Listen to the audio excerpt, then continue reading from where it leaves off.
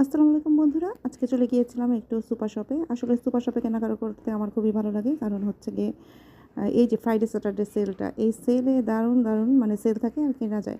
আসলে আগে ভাবতাম আমি সুপার শপ মনে হয় শুধু বড়লোকদের জন্যই। বড়লোকরা গিয়ে সুপার শপে এসির ভিতরে আরাম-আয়েশ করে কেনাকাটা করবে।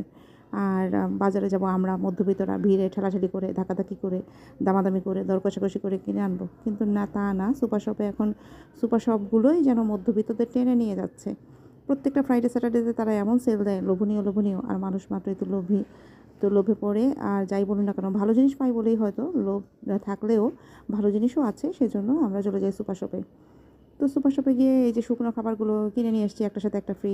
অনেকগুলো বিস্কুট কিনে নিয়েছি। আর এই তো আমের সিজন চলছে, একটু আম তো কিনতেই হবে। আর তাছাড়া ডিমের দামটাও ইদানিং অনেকখানি কমে গেছে। আসলে ডিম রেগুলার লাগে, প্রত্যেক দিনই আমার এত ডিম লাগে যে ডিমের দামটা কম থাকলে আসলে খুবই ভালো লাগে। তো এই তো বাইরে যখনই যাই বাচ্চাদের জন্য কিছু না কিছু কিনে আনতে হয়। ওদের আবদার থাকে যে আসার সময় হয়তো বাইরের রেস্টুরেন্টের কিছু খাবার কিনে নিয়ে এসো। তো গ্রিলটা ওদের খুবই পছন্দের। তো বাচ্চাদের জন্য গ্রিল নিয়ে চলে আসলাম। যদিও এই বয়সে এসে আমিও তো গ্রিল খাবারের মানে পছন্দ নয় আমার, কিন্তু বাচ্চাদের জন্য তো অনেক সময় আনতেই হয়। তো এই তো ছিল আমার আজকের ভিডিও। ভালো লাগলে অবশ্যই লাইক কমেন্ট করে পাশে থাকবেন।